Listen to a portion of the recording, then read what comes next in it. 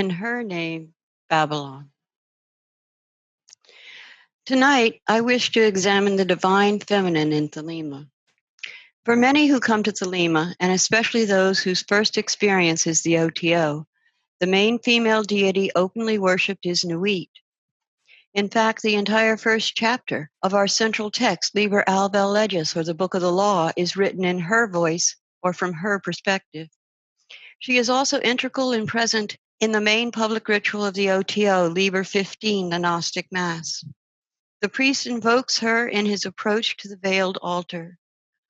O Nuit, continuous one of heaven, let it be ever thus that men speak not of thee as one, but as none, and let them speak not of thee at all, since thou art continuous. And the priestess embodies her as she responds from behind the veil. I am the blue-lidded daughter of sunset. I am the naked brilliance of the voluptuous night sky. Nuit is ineffable. She cannot be described with words alone. As Crowley struggled to understand her dictation on April 8, 1904, his mind stumbled at the words he was writing, the non-atomic fact of my universality, which was later rewritten as the omnipresence of my body. She is the undifferentiated menstruum which allows an illusion of separation. She is the timeless space which encompasses all that could possibly exist. In Egypt, Nuit is more properly spelled NWT and pronounced like Nut. Goddess worship can be traced as far back as pre-dynastic Egypt, 5500 BCE. However, although Nut was one of the original gods, she was not mentioned until the unification of Egypt circa 3000 BCE. She is one of the first gods in their pantheon and remained essentially unchanged through thousands of years of worship. She is most often depicted as the night sky, allowing Ra, the sun god, to pass through or above her body from dusk till dawn. I was privileged with an opportunity to travel to Egypt, and our guide, Arafah, used to look up at the images of the temples, turn to me, smile, and say, how did they come up with these images? They drew what they could see around them. However, it has been pointed out numerous times, while the god forms of Liber may reflect upon the Egyptian pantheon, they are not exactly the same as those gods the ancient Egyptians worshipped. Then again, the Book of the Law was received through the mind of a 19th century Englishman, a mind trained in Eastern mysticism, Western Hermeticism, and full of esoteric symbology and images. While we could spend our evening in exploring the nuances of Nuit, I'd rather address a uniquely Thelemic goddess, Babalon. She is named only once in the Mass, while the people recite the creed at the very beginning. Join in if it is your will. And I believe in one earth, the mother of us all, and in one womb wherein all men are begotten, and wherein they shall rest. Mystery of mystery, in her name, Babalon. So, just who is Babalon? Where does she come from, and what does she have to do with Thelema? One of her most iconic images is found in Crowley's tarot deck, designed late in his life and beautifully painted by the Lady Frida Harris. This deck incorporates Crowley's distilled and interwoven understanding of many elements of Thelema. He makes this clear in his masterpiece, the Book of Thoth, in which he explains this multi-layered symbolism. It is highly recommended. With his understanding of the new aeon, he changed some of the old tarot card attributions. One such change was to the character of O.T.O, originally titled Strength. In most previous tarot decks, this image included a beautiful lady and a lion, often with her controlling or soothing the beast. Crowley's version of O.T.O replaced Strength with a new title of Lust, about which he wrote, she rides astride the beast. In her left hand, she holds the reins representing the passion which unites them. In her right hand, she holds aloft the cup, the Holy Grail, aflame with love and death. In this cup are mingled the elements of the sacrament of the Aeon. However, this was written in the 1940s, and Crowley's experiences of Babalon actually began much, much earlier. It was during his angelic Enochian workings in 1909 where she fully revealed herself. She appears in many of the aethers as recorded in Liber 418, The Vision and the Voice. In fact, it was during one of these workings that he learned the proper spelling of her name as Babalon. Previously, it was spelled Babylon with a Y. We will examine the passages from The Vision and the Voice a little later on in this talk. Tonight, I will be quoting extensively from the original source text. After each passage, I will pause to allow for reflection upon the information presented. If any of you have questions or wish to point out something particularly interesting within the text, please chime in. However, this talk is already quite long, so we will need to remain focused if we are to get through it all. So, how did Crowley's idea of Babalon as a goddess originate? Being a bit of a nerd, I like to attempt to understand the development of ideas within the context of how the other person arrived at that idea. Therefore, first, let us look into the life of our prophet, Aleister Crowley, and see how his ideas chronologically developed. Crowley first came across the name spelled with a Y as a child while reading his family's Bible. He was raised in a Christian home of devout Plymouth Brethren, an aristocratic and intellectual movement which focused upon belief in the literal interpretation of the Bible as the Word of God. The following passage is from the book of Revelations, verses 3 through 6. So he carried me away in the spirit into the wilderness, and I saw a woman sit upon scarlet-colored beast full of the names of blasphemy, having 7 heads and 10 horns. And the woman was arrayed in purple and scarlet, and decked with gold and precious stones and pearls, having a golden cup in her hand full of abominations and the filthiness of her fornication. And upon her forehead was a name written, Mystery, Babylon the Great, the mother of harlots and abominations of the earth. And I saw the woman drunken with the blood of the saints and with the blood of the martyrs of Jesus. And when I saw her, I wondered with great admiration. The book of Revelation is the last book to be added in the New Testament, believed to have been written in the 1st century after Christ's death. Reading this book certainly had an important and lasting effect on the young Crowley, as he imagined himself being the prophesied beast 666, a point on which his mother agreed. Crowley's early fascination would last through his life as he pursued more arcane and hidden knowledge. In his 20s, Crowley joined a magical society as the Golden Dawn and was introduced to the ritual system of Sir John Dee and Edward Kelly. Kelly himself later to be canonized as a saint of the Gnostic Catholic Church and included in the Collects of the Mass. These 16th century gentlemen wrestled a new language, alphabet, syntax, and all, from the angels with whom they were able to communicate. It is now called Enochian due to it being the result of Dee's attempt to replicate the ability attributed to Enoch in the Old Testament, who could speak directly with God. Through the diary record kept of their workings, we can see many allusions or hints of the emergence of Babalon. In April of 1587, they contacted a spirit named Madimi, who conversed with them several times for over a month, eventually insisting that each have sex with the other's wife. Being good Christian men, this idea was shocking to them, and even more so to their wives. It took some convincing on Madimi's part that this was truly necessary and not sinful according to God.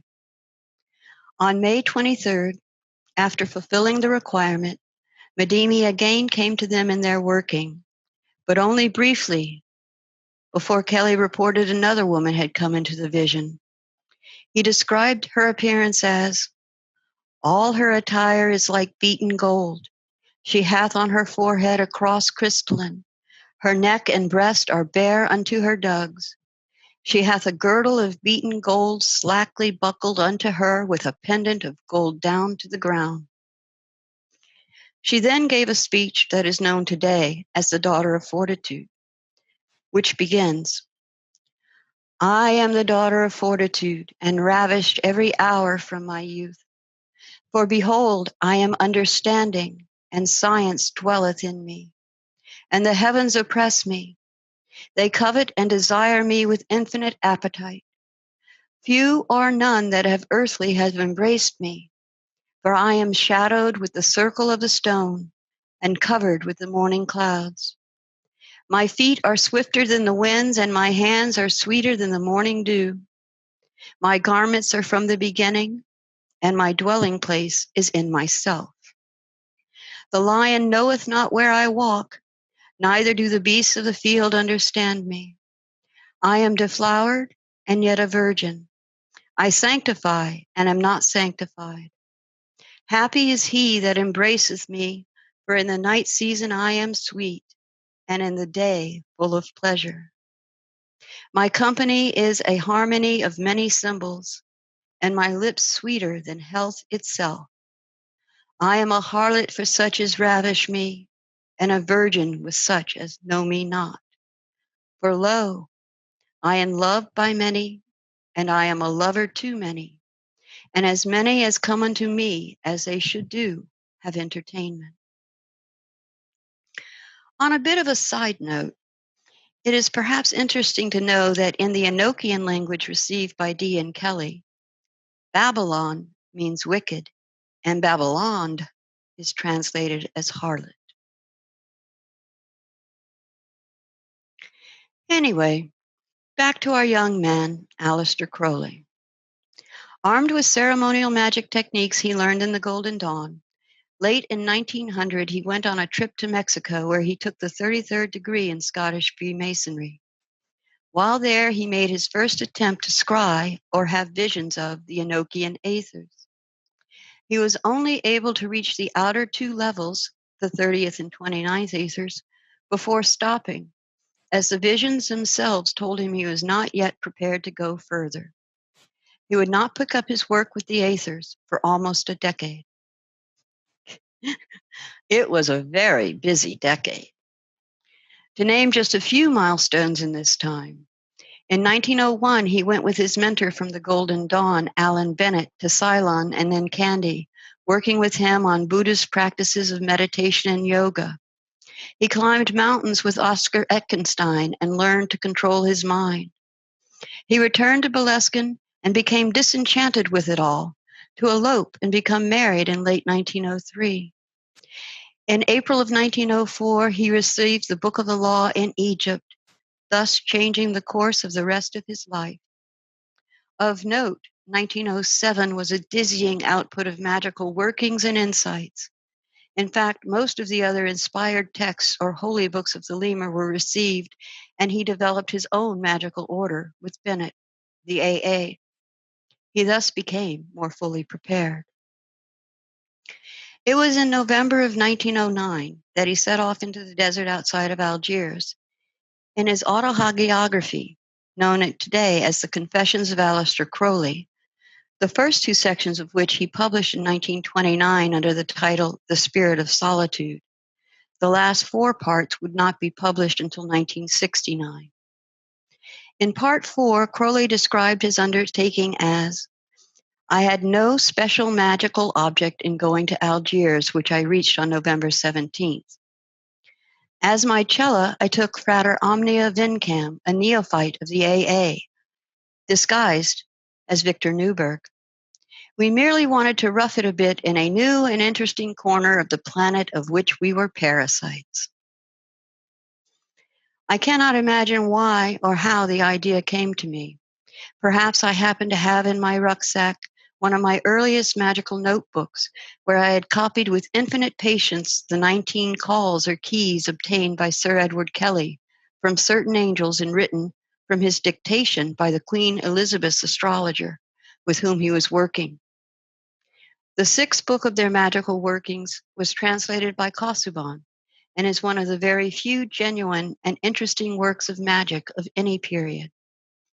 Much of their work still defies explanation, though I and Frater Semper Paratus, Thomas Windrum, an Adeptus Major of AA, have spent much time and research upon it and cleared up many obscure points.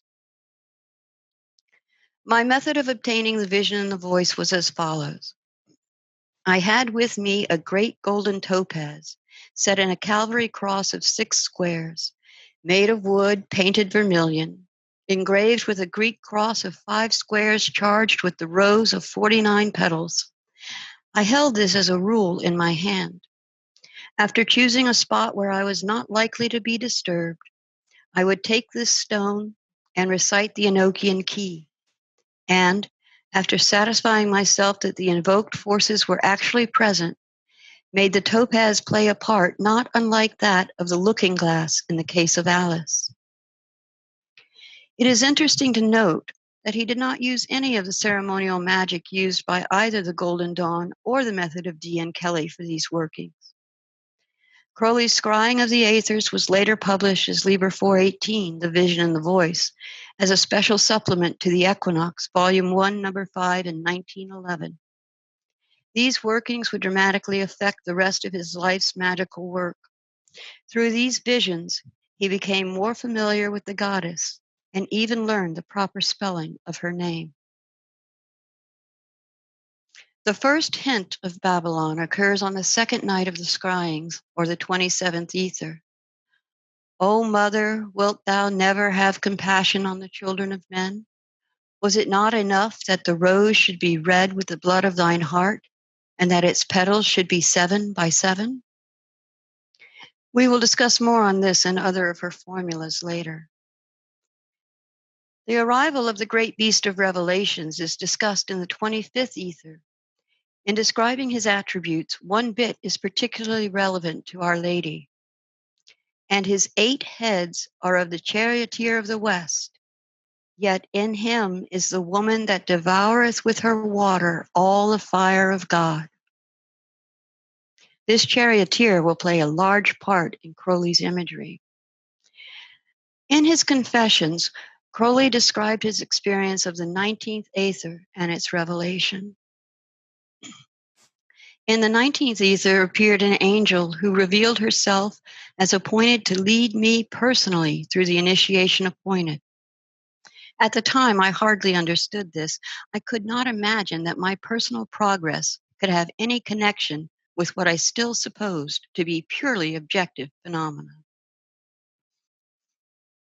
Returning to Liber 418 itself, on December 2nd, while scrying the 16th Aether, she appears, but unnamed. It begins, there are faint and flickering images in a misty landscape, all very transient, but the general impression is of moonrise at midnight and a crowned virgin riding upon a bull. And they come up into the surface of the stone, and she is singing a chant of praise. Glory unto him that hath taken upon himself the image of toil, for by his labor is my labor accomplished. For I, being a woman, lust ever to mate myself with some beast. And this is the salvation of the world, that I am always deceived by some god, and that my child is the guardian of the labyrinth that hath 72 paths.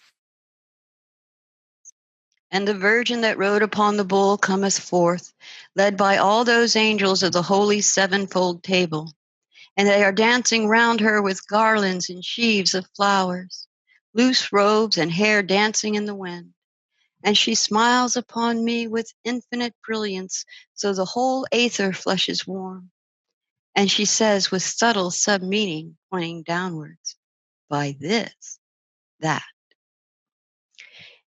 In his record of this ether, he wrote, this is Babalon, the true mistress of the beast. Of her, all his mistresses on lower planes are but avatars. She ends the vision saying, but I go dancing. She appears again in the next ether, picking up where she had ended the previous. As the dancer whirls, she chants in a strange, low voice, quickening as she goes. Lo, I gather up every spirit that is pure and weave him into my vesture of flame. I lick up the lives of men, and their souls sparkle from my eyes.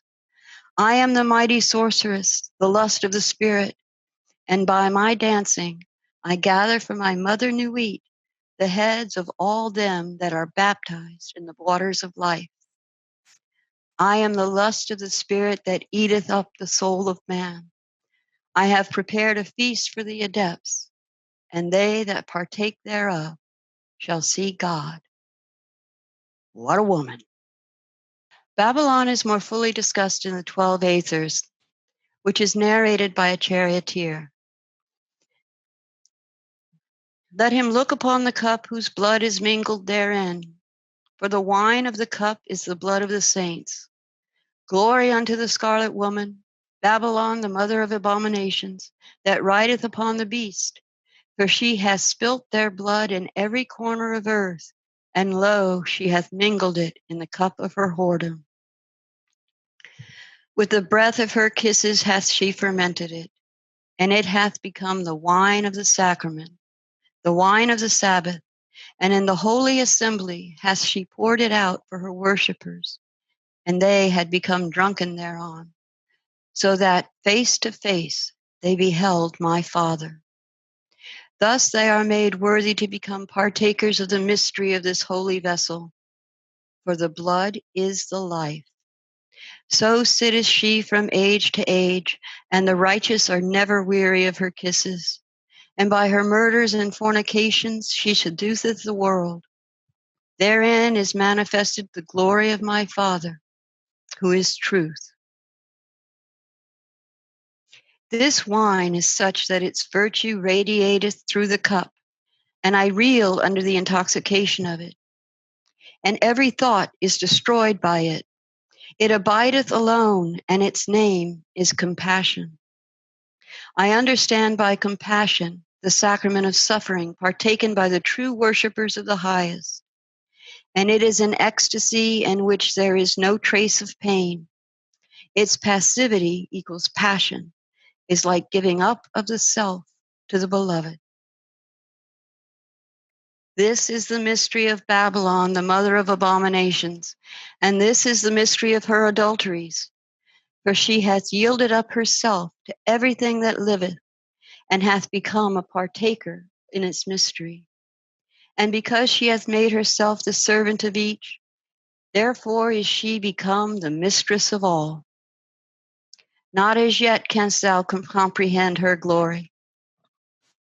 Beautiful art thou, O Babylon, and desirable, for thou hast given thyself to everything that liveth, and thy weakness has subdued their strength. For in that union thou didst understand.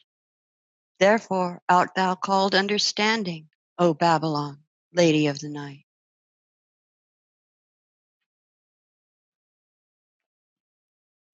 In Confessions, Crowley described this ether.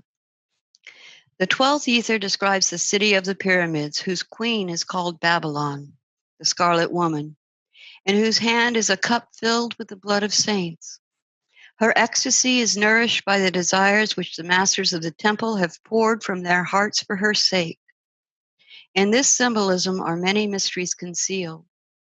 One is that if a single drop of blood be withheld from her cup, it putrefies the being below the abyss and vitiates the whole course of the adept's career.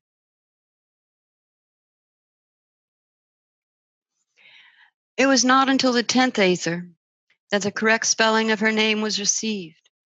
This is the realm of Karanzan, the great demon of dispersal and confusion, the guardian of the abyss on the tree of life. Therefore, this scrying had to be done in a manner unlike the others. In Confessions, Crowley wrote, in the 11th Aether is shown the fortress on the frontier of the abyss with its warrior wardens. I had thought my ordeal was over. But no, I was suddenly faced with the fact that I had to cross the abyss consciously, understanding its nature. For when I had passed through it, there was in me no power to perceive. I knew no more than this, a negative idea, that its power was to dissipate me into dead dust. Now, being bidden to cross it consciously, I asked the angel, "Is there not one appointed as a warden?" I met my holy guardian angel, for whose knowledge and conversation I had abandoned all. The answer, Eloi, Eloi, Yama Sabachthani. I knew that even my holiest, my most inmost self might not protect me from the grim abominations of the abyss. We therefore changed our magical procedure. We went far out from the city into a hollow among the dunes. There we made a circle to protect the scribe and a triangle wherein the abyss might manifest sensibly. We killed 3 pigeons, one at each angle, that their blood might be a basis whereon the forces of evil might build themselves bodies. Towards the end of the working, an exhausted Newberg was unsure if Karanzan could be banished. So Crowley, as the normally passive scryer, felt he had to make a physical action to end it. Thus it is recorded in the notebook as, "Then the seer took the holy ring and wrote the name Babalon, that is victory over Karanzan, and he was no more manifest." In Confessions, he reported it as, "My ordeal ended as the last form faded. So knowing that all was over, I wrote the holy name of Babylon in the sand with my magical ring and arose from my trance."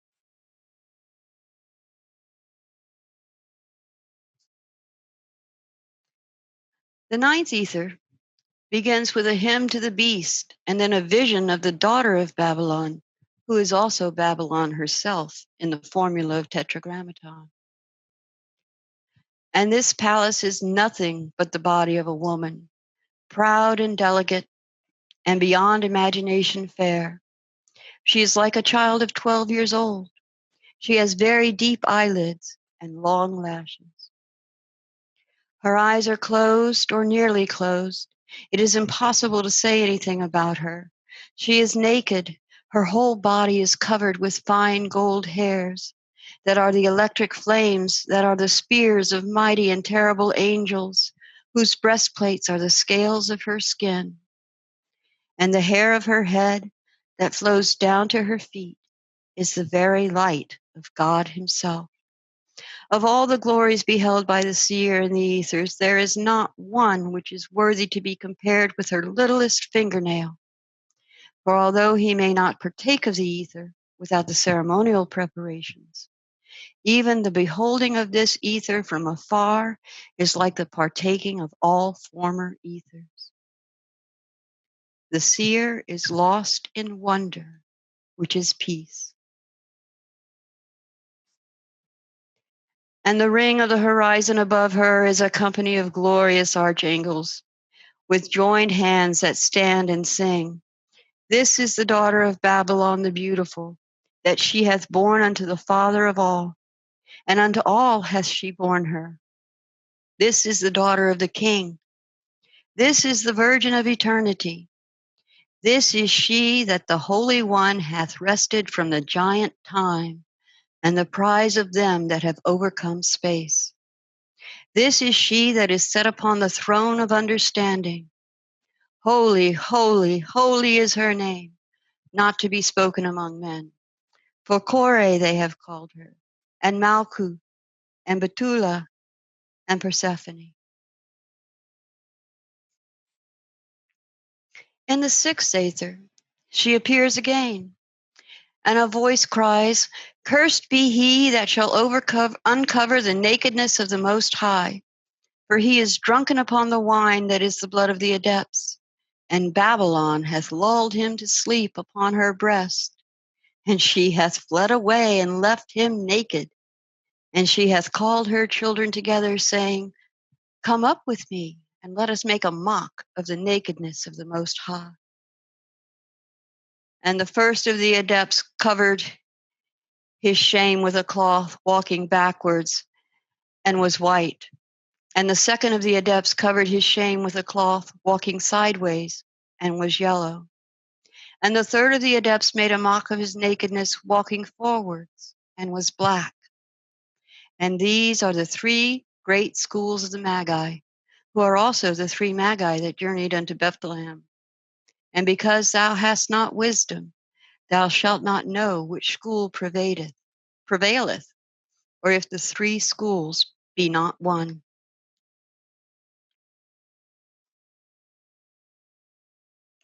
Crowley would quote this Aether again late in his life when he began a correspondence with a student, specifically intending their letters to answer questions frequently posed by beginners on the path of Thelema. The majority of these were written in 1945, but it was not published until 1954 under the title of Magic Without Tears. It is quoted directly in one letter, or chapter 6, titled The Three Schools of Magic, where he explicates the differences of the three approaches more fully.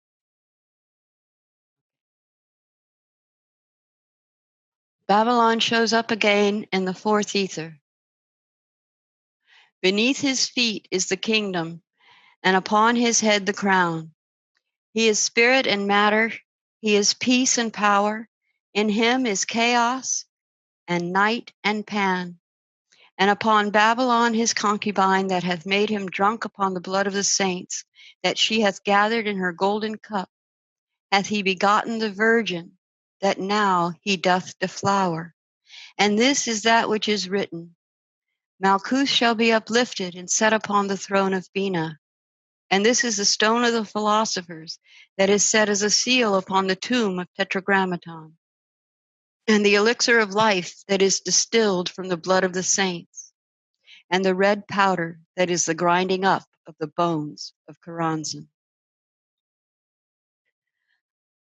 Moreover, there is Mary, a blasphemy against Babylon, for she hath shut herself up, and therefore she is the queen of all those wicked devils that walk upon the earth, and those that sawest, even as the little black specks that stain the heaven of Urania. And these are the excrement of Karanzan. And for this is Babylon under the power of the magician, that she hath submitted herself unto the work, and she guardeth the abyss. And in her is the perfect purity, which is above, yet she is sent as the Redeemer to them that are below. For there is no other way into the supernal mystery but through her and the beast on which she rideth. For Babylon is thy fortress against the iniquity of the abyss, of the iniquity of that which bindeth her unto the crown, and barreth her from the crown. For not until thou art made one with chaos canst thou begin that last and most terrible projection, the threefold regime which alone constitutes the great work. Crowley would continue to pursue Babylon for the rest of his life, and will return to his writings about her a little later on. For now, I'd like to pause in the story of Crowley to briefly explore some of the historical references to the goddesses which I believe evolved into Our Lady. There are many obscure references to Babylon, spelled with a Y, scattered among several older texts, which we know Crowley studied, and hints of her nature can be found in ancient goddess worship. To begin, Babylon was not just a name which suddenly appeared in the Bible. It was also the name of an ancient city that ruled in Mesopotamia or modern Iraq from 2300 to 612 BCE. The more common spelling of Babylon with a Y is based on a Greek variant of the much older Akkadian word, Babalu, meaning gateway of the god. The city of Babylon is also where the famous Ishtar Gate was located. This city's principal goddess, known as Ishtar, was based on an earlier goddess of Sumer and later Akkadia, Inanna. Inanna was a goddess of sex, war, and justice, as well as the bestower of political power. She was known by many names: Enen, Nenana, Nenar, Enina, Ernina, Nana, and Nen. And it is commonly believed that her name is derived from Nen-Ana and translated as Queen of Heaven, Nen being lady plus On being sky. However, the cuneiform version of her name does not indicate a ligature between the two symbols. There were many shrines and temples dedicated to Inanna along the Tigris and Euphrates rivers. During the 4th millennium BCE, the temple of Eanna, meaning House of Heaven, was built in the city of Uruk. Each year, the high priestess, as Inanna, would choose a young man of the city to represent the shepherd Dumuzi, Inanna's consort in the myths and legends. They would ceremonially enact the Hieros Gamos, or sacred marriage, each new year, while the city celebrated with a week-long orgy, held at the equinox. One of her earliest depictions was discovered on a 3-foot-tall carved alabaster vase in the ruins of a temple in Uruk, 3200 to 3000 BCE, modern Iraq. Now known as the Warka vase, it depicts a row of naked men carrying various offerings to a female figure facing the king or ruler. They are both ornately dressed for a divine marriage, attended by a servant. The female figure holds the symbol of the two twisted reeds of the doorpost, signifying Inanna behind her, while the male figure holds a box and stack of bowls, the later cuneiform sign signifying En, or the high priest of the temple. Another early image is found on an Akkadian seal, 2350 to 2100 BCE. Note, she is armed with weapons and a helmet and is controlling a lion. In the upper left, you see an image of her star, 8-pointed. Inanna is often depicted in her role as goddess of rains, thunderstorms, and floods on the early cylinder seals, accompanied by Mdugud, lion-headed thunderbird. Further, in her role as being the young seductress, Inanna was also the patron of taverns and generally quite a party girl. She was associated with the planet Venus, or the morning and evening star, mistress of the liminal realm between day and night and darkness and light. She appears in many ancient stories, most notably Inanna and the Hulupu tree, an early creation myth which includes the hero Gilgamesh. Inanna and the god of wisdom, in which she brings knowledge and culture to the city of Uruk after receiving the maize, gifts or power, from the god of wisdom, Anki, after getting him drunk. The courtship of Inanna and Dumuzi, the tale of Inanna's marriage, and her best-known poem, The Descent of Inanna, written circa 1900 to 1600 BCE, in which the Queen of Heaven journeys to the underworld. Many of the tales of Inanna are known today as they were written down by Ehuduana, her high priestess, from 2285 to 2250 BCE. Over time, the region matured as a civilization, and goddesses were increasingly replaced by gods. In late Sumer, Inanna's priestess role also changed as the idea of permanent kings developed. The priestess was still viewed as the bestower of power, but now it was with only the ruling monarch that the sacred marriage was celebrated. Eventually, codified laws replaced religious guidance, especially during the time of the Amorite king, Hammurabi of Babylon, 1792 to 1750 BCE. However, the goddess Ishtar endured. While retaining the defining characteristics of Inanna, Ishtar added an important aspect to her, that of mother. The sexy and often mischievous young girl, getting Anki drunk to get the maize or powers from him, became more adult as she took on the duties of care and comfort in addition to those of sex and power. Not surprisingly, as Ishtar herself evolved and her worship spread, she became known by other names in distant regions and across cultures.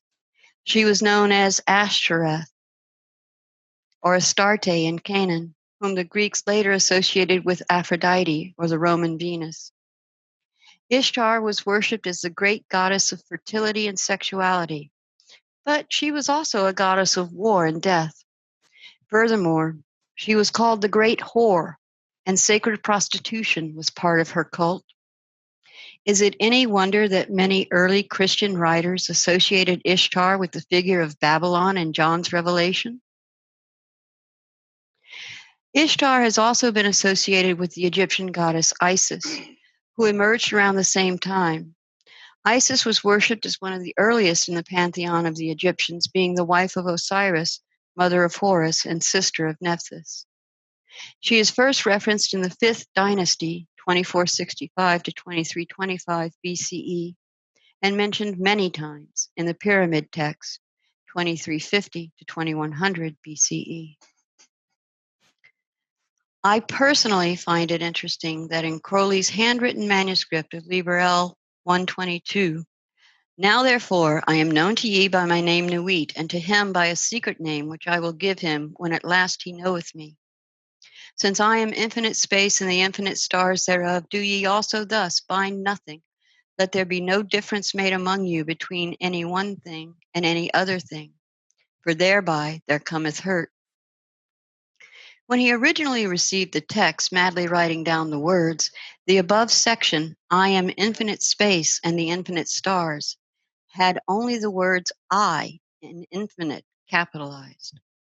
Later, prior to the typesetting of the handwritten manuscript, Crowley altered the initial letters of two words, space and stars, perhaps so that the secret name of Isis would be hidden therein.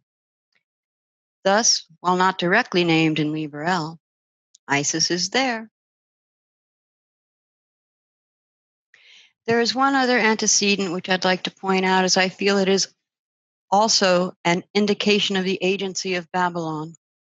It is unlikely that Crowley had access to this text, but I am pretty sure he would have been excited by it.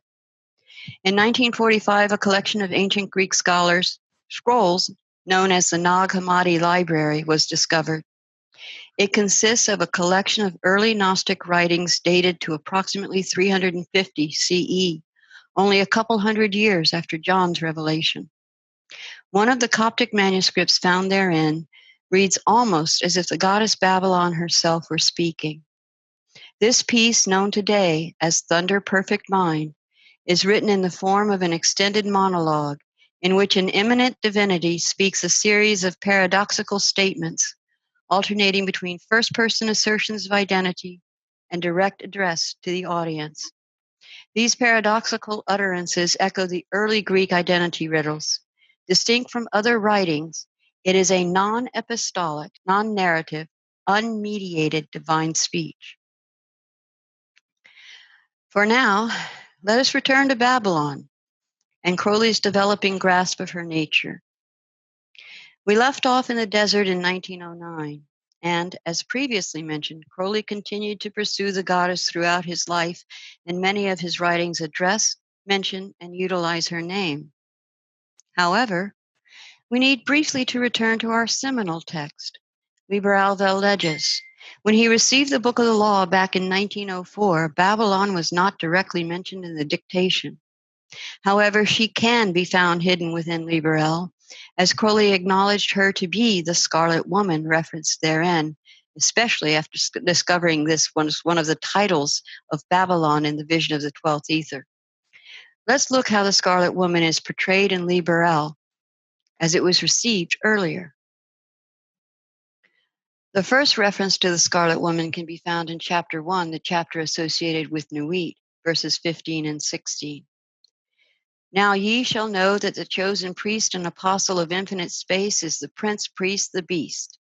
And in his woman called the Scarlet Woman is all power given. They shall gather my children into their fold. They shall bring the glory of the stars into the hearts of men."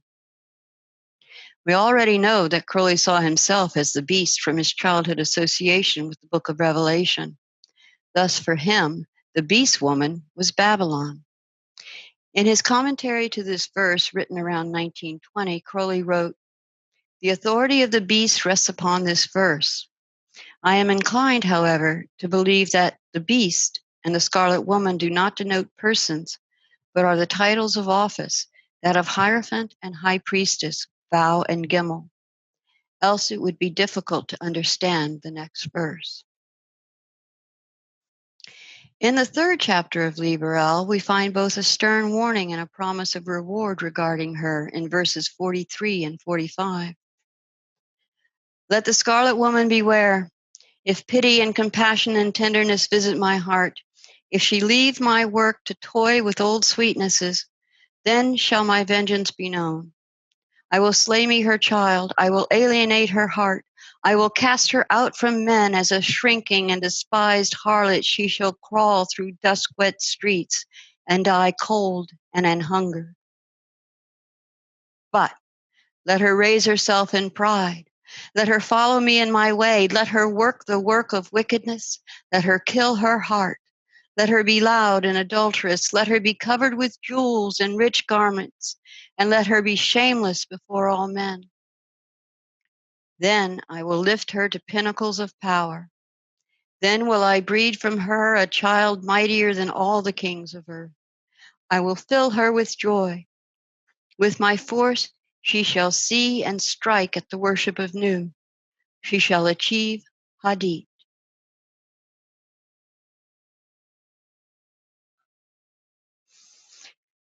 In addition to her unnamed appearances in Liber El, Babalon also has a dedicated holy book, a recognized Class A text, Liber Keth Vel Valam Abiegni sub Figura 156, or the Book of the Wall of Abiegnis. Most likely written between 1907 and 10, it was first published in the Equinox, Volume 1, Number 6, 1911. This Liber is about crossing the wall of Abiegnis, or the abyss on the tree of life itself. As an initiate of the Golden Dawn, Crowley was familiar with Mount Abiegnis. This mythical mountain is both heavenly and subterranean, being symbolically situated at the center of the earth in the mountain of caverns. Climbing Abiegnis symbolizes the spiritual journey of the initiate who must scale its heights, while at the same time find the spiritual treasure deep within the mountain. In the center of this mountain is found the Philosopher's Stone, about which Crowley wrote an essay titled The Stone of the Philosophers, which is hidden in the mountain of Abiegnis, first published in Conks on Pax in 1907. This Liber is also titled Keth, as that is the 8th letter of the Hebrew alphabet, meaning chariot, and attributed to the 7th tarot card. We have already discussed Crowley's impression of the charioteer in the 12th Aether referenced above. This letter denotes the path on the tree of life which leads from Geburah to Bina. Thus, the chariot moves across the abyss toward Bina, representing the first step into the supernals. Regarding this card, Crowley wrote, "The central and most important feature of the card is its center, the Holy Grail. As for the charioteer, his only function is to bear the Holy Grail." Next, in his brief description of Liber Keth, Crowley wrote, "This book is a perfect account of the exempt adept, considered under the symbols of a particular plane, not the intellectual." The exempt adept mentioned is not that of the Golden Dawn, but a particular grade of the AA, somewhat equivalent to Golden Dawn 7 equals 4. In the Golden Dawn, it was believed that the highest grade a person could achieve was that of exempt adept, for to go further required the magician to cross the abyss, the space between the manifested world, represented by the 7 lower spheres, and the 3 spheres in the supernals, which occur before manifestation and thus are beyond the comprehension of the mind or the senses. Regarding attainment of this degree, Crowley further notes that regarding the task of the exempt adept, he completes in perfection all these previous matters. He then either A, becomes a brother of the left-hand path, or B, is stripped of all his attainments and of himself as well, even of his holy guardian angel, and becomes a babe of the abyss who, having transcended the reason, does nothing but grow in the womb of its mother. It then finds itself a master of the temple. Well, enough of these words. Did Crowley not say Liber Kes should be considered under the symbols of a particular plane, not the intellectual? Let's pause from all these thoughts to look at how the Liber begins and ends. This is the secret of the Holy Grail that is a sacred vessel of Our Lady, the Scarlet Woman, Babylon, the mother of abominations, the bride of chaos that rideth upon our Lord the Beast.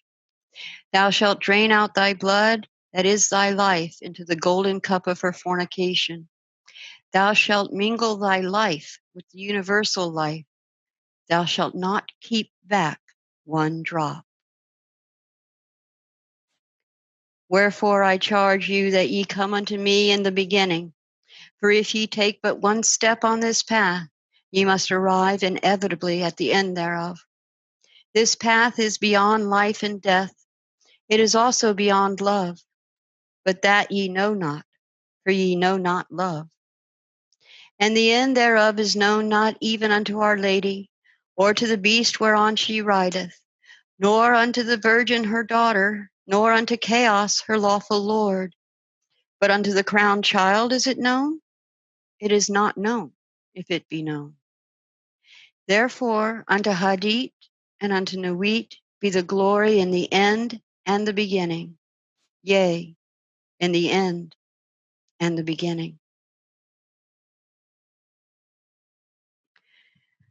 Where next can we find Babylon mentioned in Crowley's writings? He further expounds upon Babylon in the Book of Lies.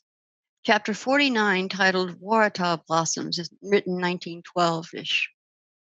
He would use her sigil or image as the center of the lamen or logo for his own initiatory order of the AA, which he began in 1907 with Alan Bennett. Warata Blossoms. 7 are the veils of the dancing girl in the harem of It. 7 are the names, 7 are the lamps beside her bed. 7 eunuchs guard her with drawn swords. No man may come nigh unto her. Her wine cup, in her wine cup are 7 streams of the blood of the 7 spirits of God. 7 are the heads of the beast whereon she rideth. The head of an angel, the head of a saint, the head of a poet, the head of an adulterous woman, the head of a man of valor, the head of a satyr, and the head of a lion serpent. 7 letters hath her holiest name, and it is Babylon. This is the seal upon the ring that is on the forefinger of It, and it is the seal upon the tombs of them which she hath slain. Here is wisdom. Let him that hath understanding count the number of Our Lady, for it is the number of a woman, and her number is 156. In the commentary on this chapter, he notes the chapter heading, the Warata, is a voluptuous scarlet flower common in Australia, and this connects the chapter with chapters 28 and 29. But this is only an illusion, for the subject of the chapter is Our Lady Babylon, who is conceived as a feminine counterpart of It. Paragraph 7 explains the theological difficulty referred above. There is only one symbol, but this symbol has many names. Of those names, Babylon is the holiest. It is the name referred to in Liber Legis 122. Regarding the It mentioned in the text, he refers the reader to chapter 31, the Garot, where the commentary reads, a new character is now introduced under the title of It, I being the secret and T being the manifested phallus. He also addresses Our Lady in chapter 11, the glowworm, writing, concerning the holy 3 and naught, Nuit, Hadit, Rahor Kawit, are only to be understood by the master of the temple. They are above the abyss and contain all contradiction in themselves. Below them is a seeming duality of chaos and Babylon. These are called father and mother, but it is not so. They are called brother and sister, but it is not so. They are called husband and wife, but it is not so. And in the comment to this verse, he writes, Chaos and Babylon are Hokmah and Bina, but they are really one. The essential unity of the supernal triad is here insisted upon.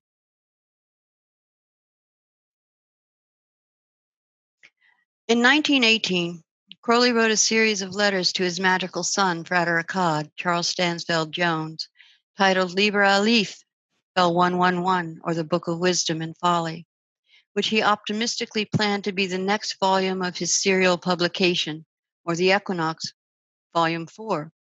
This would not be published until 1961 after his death. It is numbered 111 for the number of the Fool card in the tarot corresponding to the path between Kether and Hokmah, and the passage in Liber L 148, My prophet is a fool with his 111. Babylon is mentioned in 11 of the 208 chapters of that book. She is first named in chapter 81 titled De sua victoria per nomen Babylon, or on his victory through the name Babylon, which begins, and after?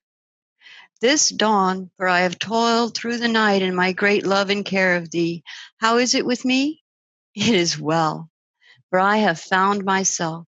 I have found my will. The obstacles that daunted me are seen by the shadows of shadows. Grace be unto Our Lady, Babylon. She next appears in chapter 101 titled De Femina Quadrum, or On a Certain Woman. For the sun is nigh unto the end of the sign of the fishes in the 13th year of the Aeon, and the new current of high magic leapeth forth as a flood from the womb of my true lady Babylon, and a word hath come to me by the mouth of the Scarlet Woman. In chapter 104, De Fratibus Nigris Filius Iniquitus, or On the Black Brothers, Sons of Iniquity, he discusses the crossing of the abyss upon the path of initiation. Therefore is the choice given unto him, whether he will destroy his temple and give up his life, extending it to the universal life, or whether he will make a fortress about that temple and abide therein, in the false sphere of Da'ath, which is in the abyss. And to the adepts of our holy order, this choice is terrible, by cause that they must abandon even him whose knowledge and conversation they have attained. Yet, O my son, they have much help in our order in this aeon, because the general formula is love, so that their habit itself urges them to the bed of Our Lady Babylon. Know then the Black Brothers by the true sign of their initiation of iniquity, that they resist change, restrict and deny love, fear death. Chapter 140 is devoted to praise of Babylon herself, Rhapsodia de Domina Nostra, a rhapsody unto Our Lady. Blessed be she, aye, blessed unto the ages be Our Lady Babylon, that plieth her scourge upon me, To Megatherion, to compel me to creation and to destruction, which are one, in birth and in death, being love. Blessed be she, uniting with the egg and the serpent, uniting the egg with the serpent, and restoring man unto his mother, the earth. Blessed be she that offereth beauty and ecstasy in the orgasm of every change, and that exciteth thy wonder and thy worship by the contemplation of her mind many while. Blessed be she that hath filled her cup with every drop of my blood, so that my life is lost wholly in the wine of her rapture. Behold how she is drunken thereon, and staggereth about the heavens, wallowing in joy, crying aloud the song of uttermost love. Is not she thy true mother among the stars, O my son? And hast thou not embraced her in the madness of incest and adultery? Yea, blessed be she, blessed be her name, and the name of her name unto the ages.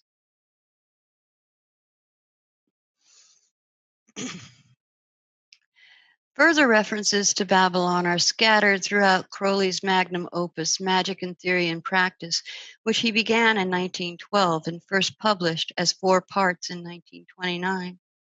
Some of the more notable mentions are in Chapter 7, titled The Formula of the Holy Grail, we find the hieroglyphs shown in the 7th key of the tarot, described in the 12th Aether Liber 418, is the charioteer of Our Lady Babalon, whose cup or grail he bears. Now, this is an important formula. It is the first of the formulae in a sense, for it is the formula of renunciation. It is also the last.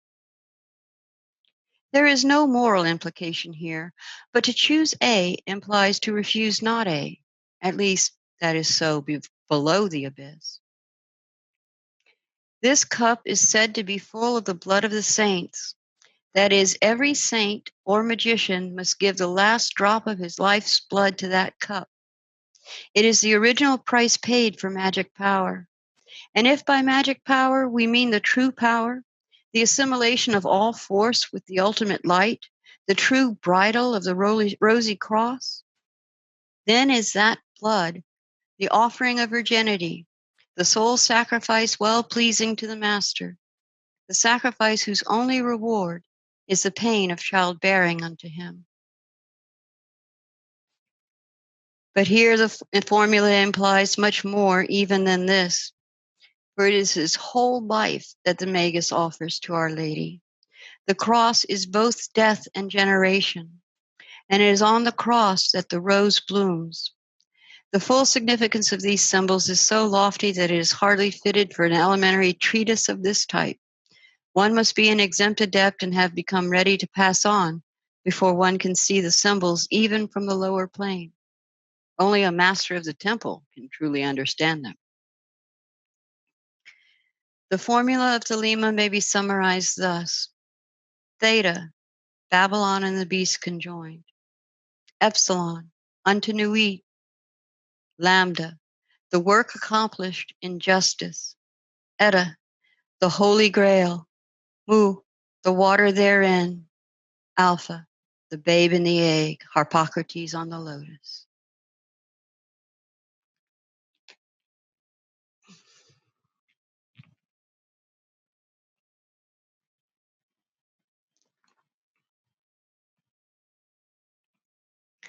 Finally, in chapter 21, titled Of Black Magic, of the main types of the operations of magic art, and of the powers of the Sphinx, we find,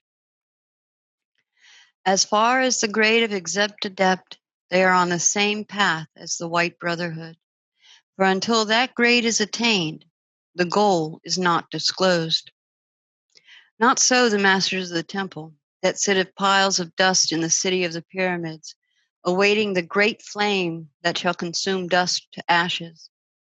For the blood that they have surrendered is treasured in the cup of Our Lady Babalon, a mighty medicine to awake the eld of the All-Father and redeem the Virgin of the world from her virginity.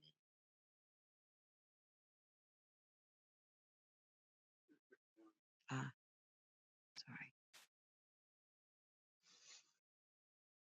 Also, in the appendix, there is a ritual which uses her imagery, Liber Samek, Theurgia Goetia Summa, Congressus Cum Daemone, Subfigura 800. Under the title, he noted it as being the ritual employed by the beast 666 for the attainment of the knowledge and conversation of his holy guardian angel during the semester of his high performance of the operation of the sacred magic of Abramelin the Mage, prepared A.N. 17, sun in Virgo, at the Abbey of Thelema in Cephalodium by the beast 666 in service to Frater Progradior. Whew, what a subtitle. AN 17 means it was written in 1921, or AN is Anno Nuovo. And Frater Progradior is the motto of Frank Bennett, who traveled to Sheffield to personally study with Crowley before returning to Australia, where he attempted to start a branch of the O.T.O. 2 excellent books exist about this notable early Thelemite: Progradior and the Beast, Frank Bennett and Aleister Crowley, and The Magical Record of Frater Progradior and Other Writings, both written and edited by Keith Richmond of Neptune Press, issued 2004. Liber Semek is divided into several sections, one of which is attributed to the element of water. The invocation was to be done using the barbarous words of the Goetia, and Crowley kindly gave us his interpretation of the words' meaning alongside them.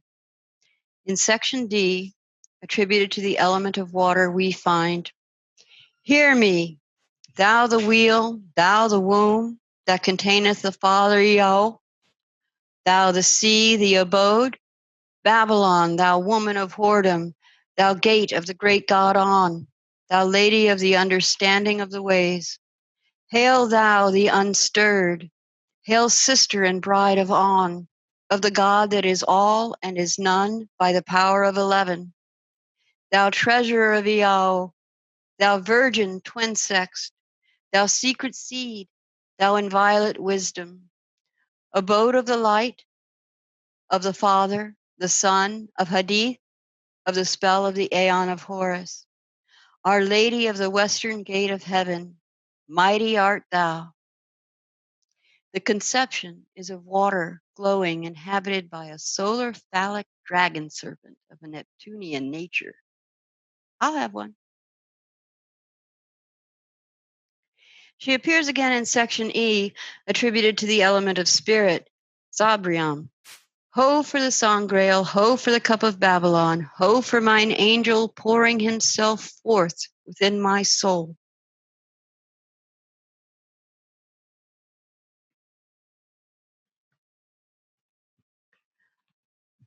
Babylon also appears in several other rituals. Liber Vivel Reguli being the ritual of the mark of the beast, an incantation proper to invoke the energies of the Aeon of Horus, adapted for the daily use of the magician of whatever grade.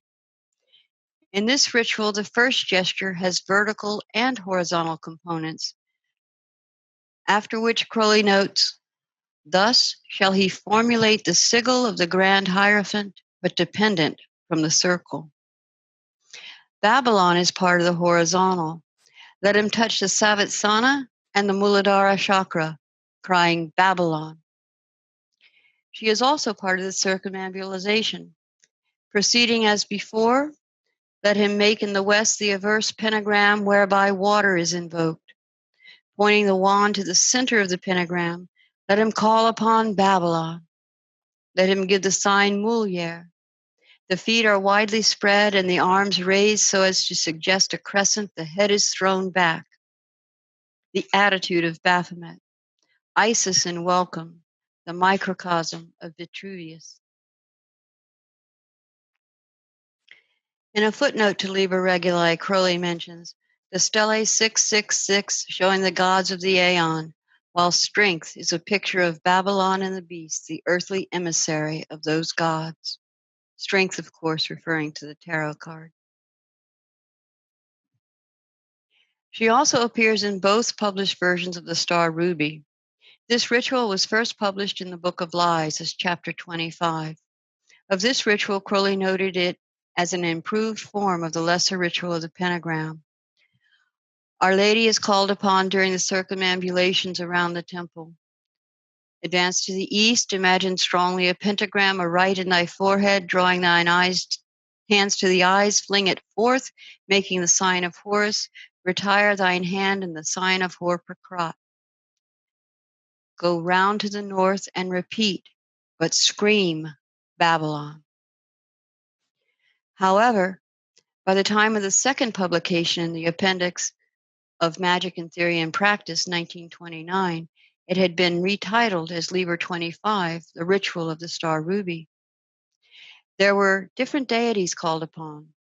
Proceeding widdershins, or counterclockwise in lies, we have Chaos, Babylon, Eros, Psyche, while in Liber 25, we have Therion, Nuit, Babylon, Hadith, and the instructions vary as well.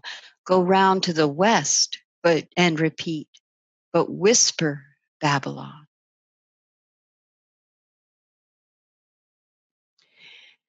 Liber Astarte vel barili sub figura was also published twice, first in the Equinox 1-7 in 1912, and then again in the Magic and Theory and Practice. Of this book, the first line states, "This is the book of uniting himself to a particular deity by devotion." Our Lady is mentioned in a list of 7 goddesses. In section 41, while discussing how to choose which deity to work with, Crowley gives this example. On the same plane, too, Venus is nearer to man than Aphrodite, Aphrodite than Isis, Isis than Babylon, Babylon than Nuit.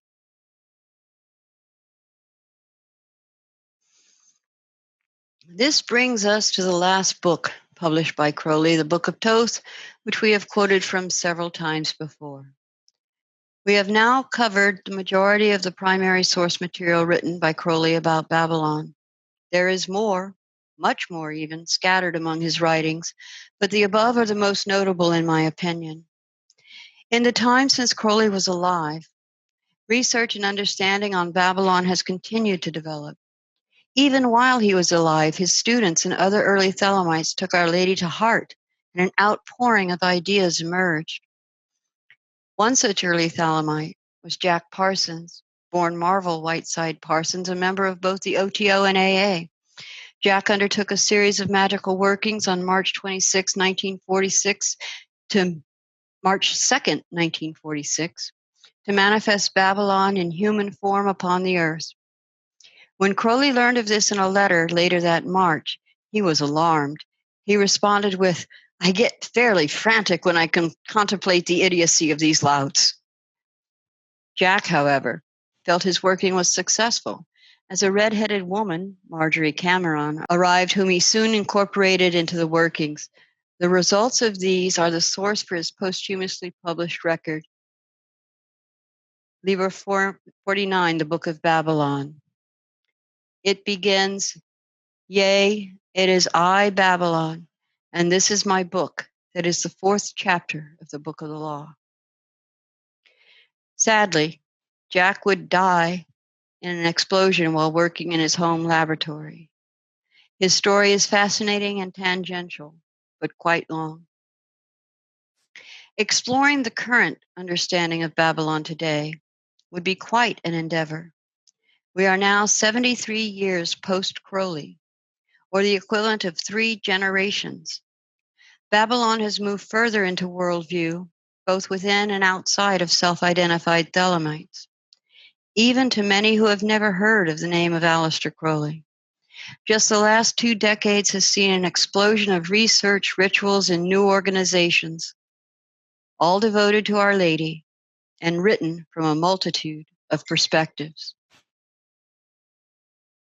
However, let's tie up today's talk first, reviewing some of the symbols and imagery commonly associated with Babylon today. Her primary symbol is the chalice or grail. She is known by many names or titles, the most common being the Great Mother, sometimes the Mother of Abominations. On the Tree of Life, Babylon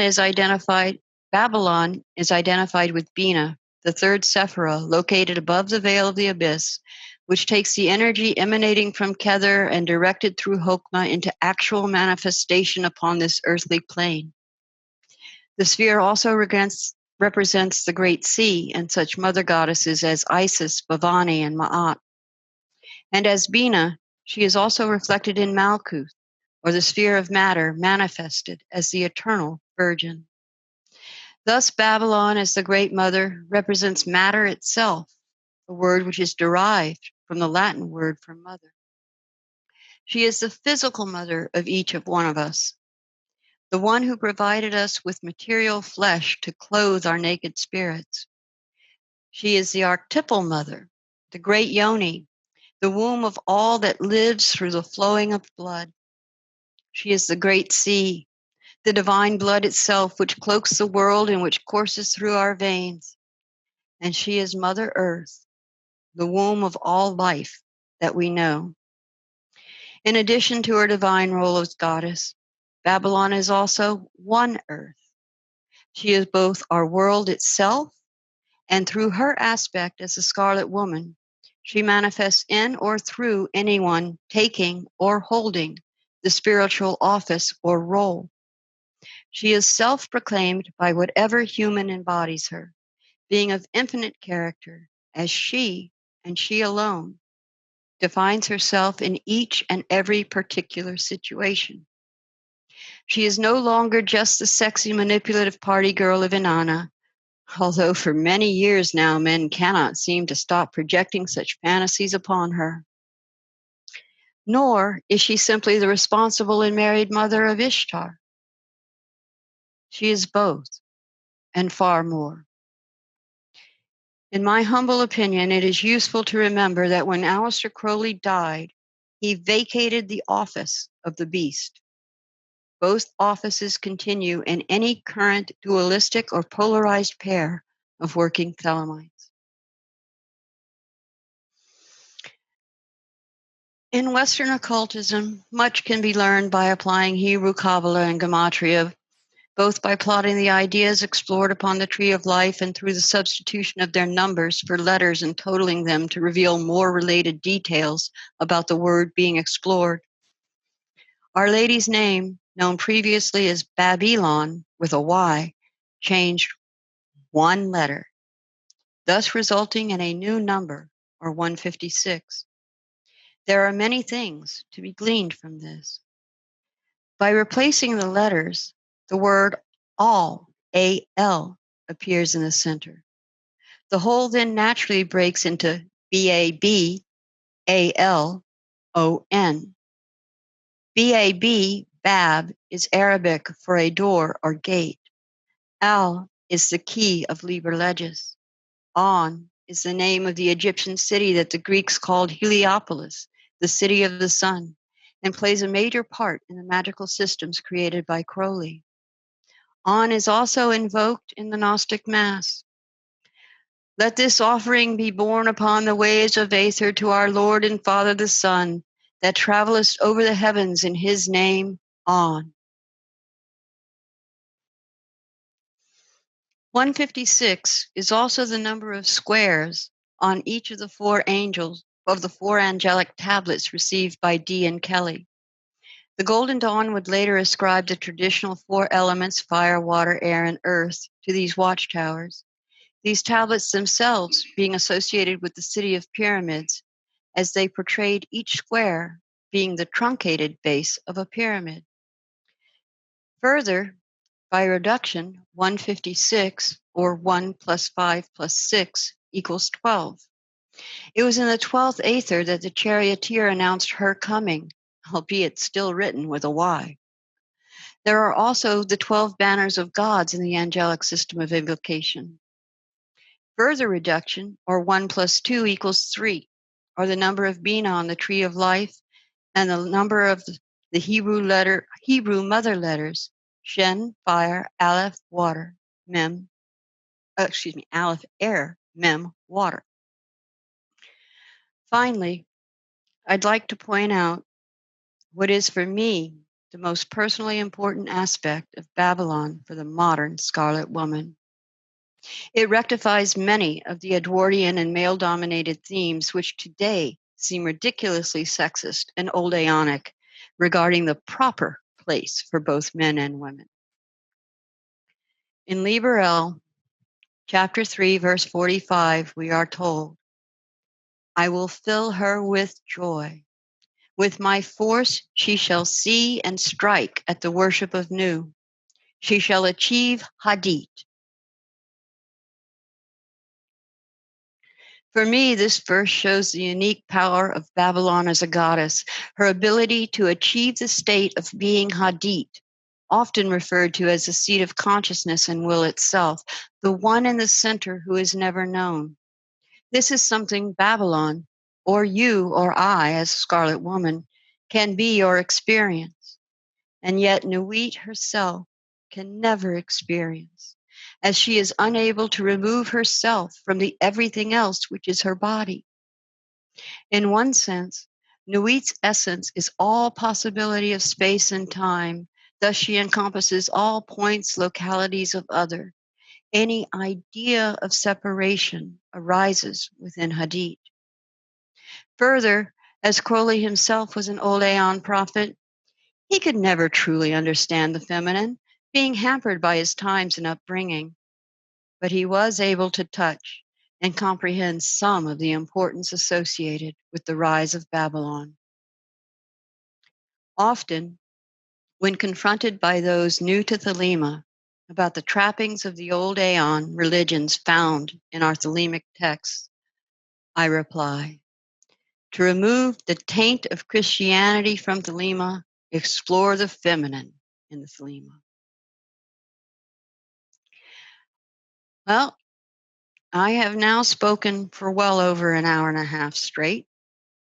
Any feedback?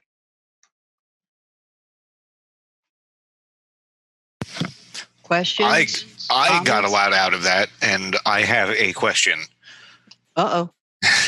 So, way back early on, when you were discussing the ninth Aether, there was some mention of the daughter of Babylon, characterized as the Virgin of Eternity, and also called Kore or Malkut or Betula or Persephone.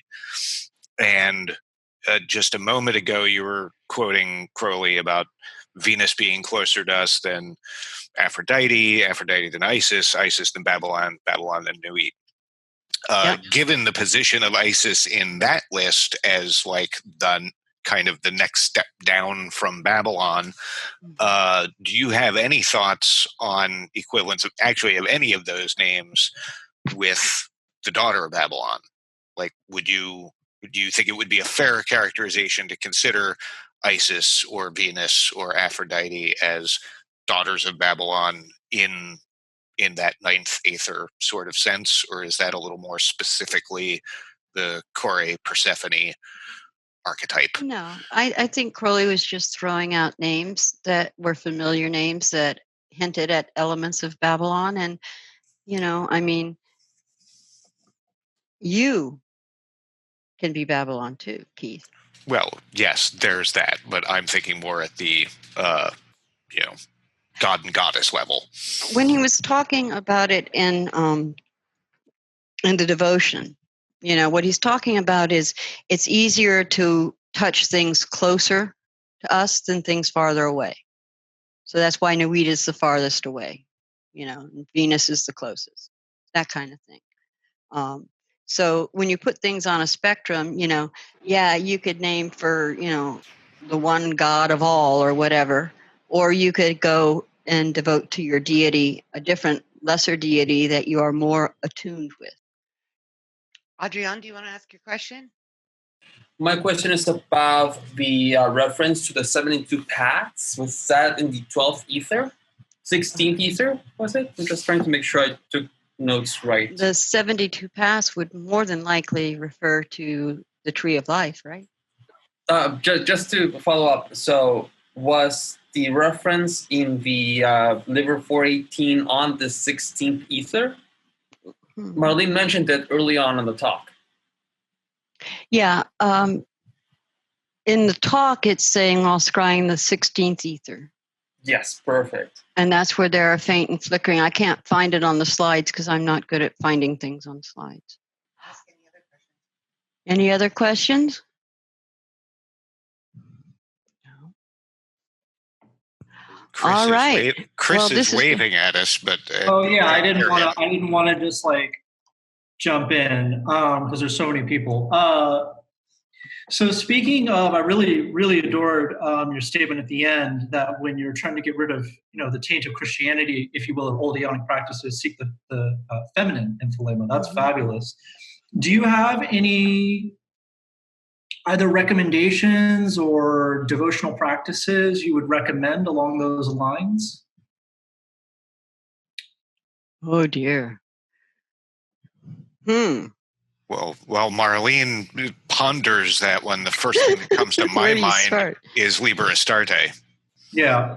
I would hazard to take a lesser goddess than Babylon for your first foray into Liber Astarte. But Astarte will give you all of the information about how to set up a devotional. And please remember, do it for a particular amount of time. because if you do it right, you're not going to want to stop, and it's very critical that you do. Remember, therein lies obsession and madness. There was one of our brethren has a number of times done presentations for Blazing Star on using Liber Astarte, because he's had close familiarity with it for decades, has worked it through just the way Crowley wrote it on more than one occasion. And particularly in light of Chris's question, I think one of the things that he notes very strongly in his classes that would very much apply to this particular context is you really want to do Liber Astarte twice, once with a male focus and once with a female focus. So generally speaking, like for a heterosexual male, first pass going to be easier to develop that kind of relationship with a female archetype, but then go through it again, flipping it around to get the the polarity of that. And modulo gender identity, modulo sexual orientation, modulo what kind of deity you're working with. But that's, if you are romantically inclined in that way, and polar in your nature, then working with the opposite pole second, or against the typical inclination, is strongly advised by him, at any rate. Interesting point. Marlene, you seem to have had a thought about that, though. I think it is very important to learn to balance all aspects within oneself. With that said, I don't necessarily think that one has to necessarily go about things dualistically. The idea that if you invoke a female goddess, you need to next invoke a male goddess, or vice versa. You could go for an androgynous goddess or god like Hermes, for instance. The idea is to establish a connection within yourself to something greater than yourself, and have that build over time until it eventually takes over your life. And that's why you must have a set time to stop. Because your practices will build, and it'll be in your mind, and it'll be in your sleep, and it'll be in your unconscious while you're sitting at the red light in your car. And that's what you want to do to develop that kind of power of connection, but always have a severance. Cool. But, That's great. Thank you. It is important, Crowley points out, that you should always, it's easier to start with something you're attracted to, something you like, but it's also important to do something that you are not attracted to, that you are repulsed by. You need to learn to balance. Why are you repulsed by this?